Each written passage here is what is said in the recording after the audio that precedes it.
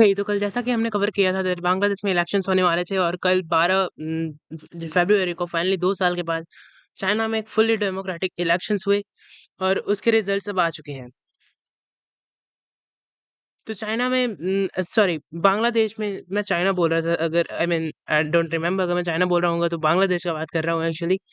तो बांग्लादेश में जो बीएनपी बांग्लादेश नेशनल पार्टी है वो जीत चुकी है एंड उसका लीडर तरीक रहमान अब लीडर यानी कि प्राइम मिनिस्टर बन चुके हैं बांग्लादेश के। अगर देखा जाए तो काफ़ी ज़्यादा ह्यूज मेजॉरिटीज़ जीते हैं एंड सिर्फ एक पार्टी नहीं बहुत सारे पार्टीज़ का कोalition था बट स्टिल एक काफ़ी अच्छा मेजॉरिटी था एंड वोटर टर्नआउट भी काफ़ी अच्छा रहा है almost 50 to 60% as I am reading numbers में लोगों ने वोट किया है वोटर टर्नआउट था। सो मीन्स लोग भी काइंड ऑफ बिलीव कर रहे हैं।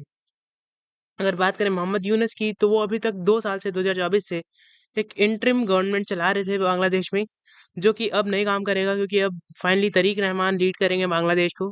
हालाँकि अगर बात करूँ अब बात करते हैं मेन टॉपिक की दैट इज़ इसका इंडिया पे क्या इफ़ेक्ट पड़ता है। तो अगर मोहम्मद यूनुस की बात करें देन वो ऐसे किसी पार्टी से अटैच्ड तो नहीं है। हालाँकि वो काफ़ी ज़्यादा एंटी अवामी लीग वो पार्टी है जिससे बिलॉन्ग करती थी ये शेख हसीना।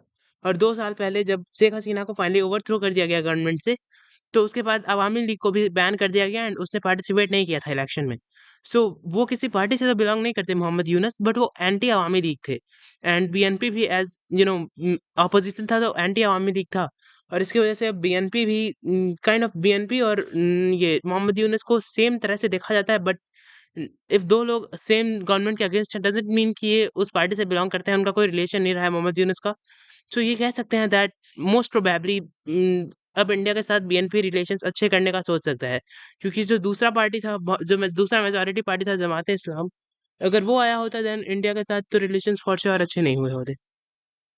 फिलहाल जो अभी तरीके रहमान लीडर आए हैं, तरीके रह I mean I don't know हम मतलब तरीक रहमान जो लीडर आए हैं फिलहाल वो अभी 20 साल के बाद एक्चुअली 20 साल के बाद उनकी जो गवर्नमेंट है वो बनी है। ऑलमोस्ट 15 साल से वो कभी कंट्री से बाहर रह रहे थे क्योंकि मोस्टली लाइक कई बार कहा जा रहा था जब शेख हसीना ने इलेक्शंस में इंटरफेयर करके और खुद के गवर्नमेंट को जिताया था और 15 साल से वो रूल कर रही थी और उसके बाद 2 साल से इंटरिम गवर्नमेंट उसके बाद फाइनली उनका पार्टी अब रूल में आया है। सो इंडिया को लेकर आई कैन से दैट जो बेस्ट हो सकता था वो हुआ है। फिलहाल PM only I mean PM Narendra Modi की भी तरफ से 2-2 ट्वीट्स आए। एक सुबह-सुबह आया था जिसमें उन्होंने कांग्रेचुलेट किया था तरीक रहमान को as you can see in the photo और in wait a minute I will show you the photo of his tweets and दूसरा एक ट्वीट उन्होंने बाद में किया था जिसमें उन्होंने लाइक तरीक रहमान से बात करा था। या so as you can see here पहला आया था जो पोस्ट उनका वो था 3:40 पीएम पे। आई मीन पहला वाला था 9 पीएम एएम पे एक्चुअली।